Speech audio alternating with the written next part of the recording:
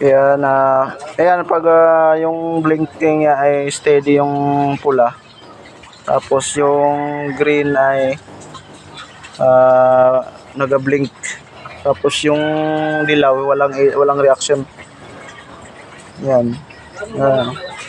Yan yung normal. Ito, may pasyente tayo bago. Gagawin natin. Lumalabas daw yung C422 error. Ayan, buksan na natin. Kakarating lang namin dito sa client. Check natin kung ano natin yung remote. Buksan natin. Hindi siya automatically lumalabas yung 18. Andar pa to, sir, bago siya lalabas. Tama, sir? Hindi po. Andar siya tapos pero hindi gagana yung outdoor. Hindi gagana yung outdoor. Pero naikot siya pero hindi yung lumalam. Parang nakafal lang. Pag ganito yung C422 mga sir, naikot, walang lamig, ibig sabihin nun, posible na may problema tayo sa preyon. Maraming senaryo kasi yung C422. May C422 na pag bukas mo, lalabas na yung C422 dyan, automatic. Ngayon, minuto bago lumabas. Pag lumabas yan na C422 automatic, iba yun. Posible may problema ka sa wiring or di kaya iba rin yun. Basta C422 wiring yun. Yan. Or di kaya sarado yung valve mo doon sa outdoor sa valve niya. Ngayon, ito kasi gumagana pa siya. Lumalabas pa yung 18 degrees Celsius. Yan, walang ganong lamig. Tapos tatanungin natin si sir kung nasa ilang taon natin na to na ginagamit. So nasa 3 years na. Tama, more than 3 years na. Yun, pag more than 3 years na, posible na preyon na yan.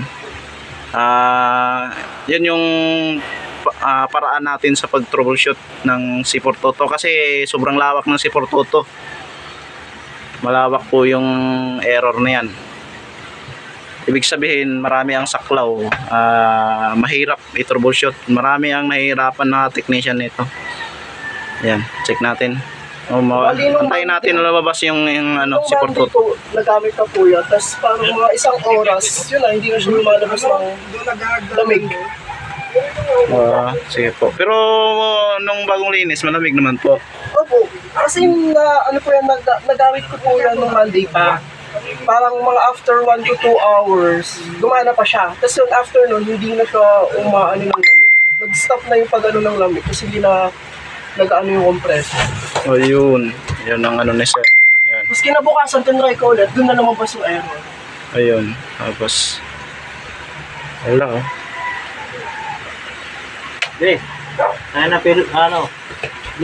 Ayun, ito na yung kasama ko si Arvin, si Marvin, technician din.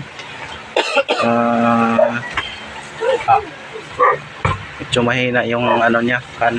Pero antayin natin na nababas yung C422. Ayan. Kasi malawak kasi po yan talaga. Yan, i-upload namin to sa YouTube para malaman nyo anong paraan sa anong diskarte kumbaga sa pag-troubleshoot. Katala. Yan, hintayin natin labas. Wala pa talaga. Tala di. Umikot na yung fan dyan?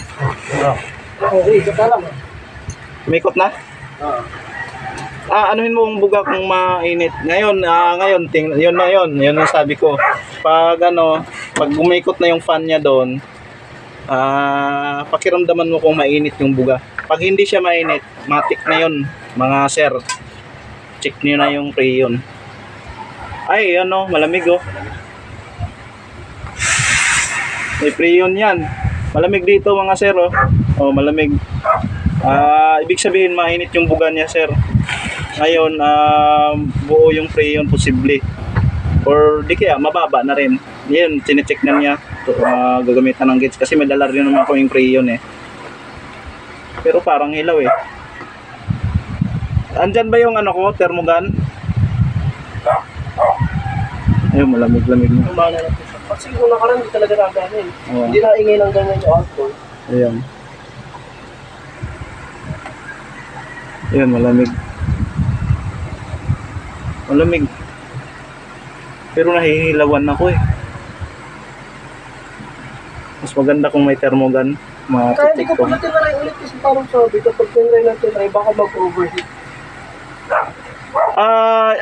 Ang Kapag ibig, hindi ibig sabihin naman kasi ang pag-angkos ko is hindi nagana yung labas. Yung Opo. sa outdoor.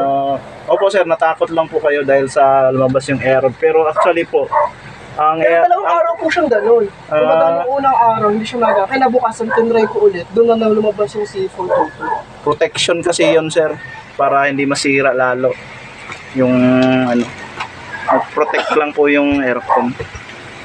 Ayan. Malamig siya oh. Malamig ibig sabihin pag lumalamig ibig sabihin yan buo yung freon. Pero posible din na bumaba. Malalaman natin doon sa gauge. Maggamit tayo ng instrument para malaman natin kung hindi tayo nang huhula kumbaga.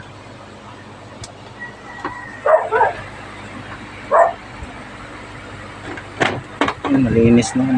Linis lang. Linisan na lang uli mamaya.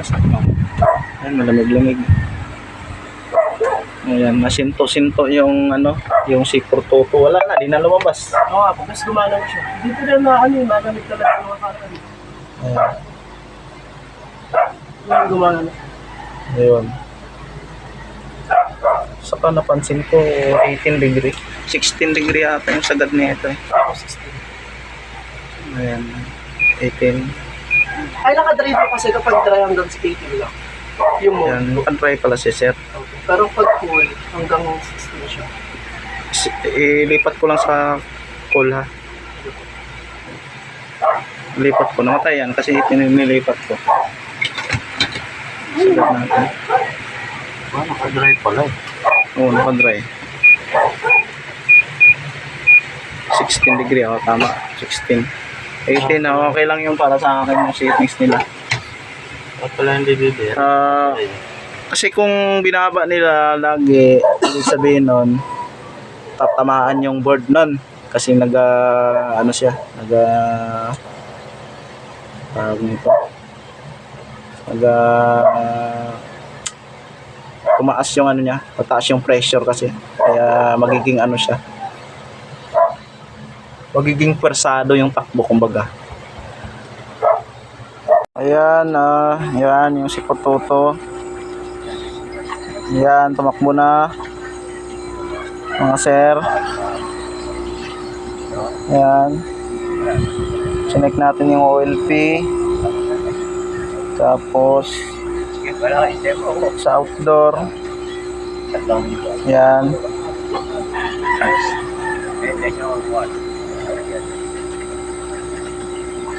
Check rin natin.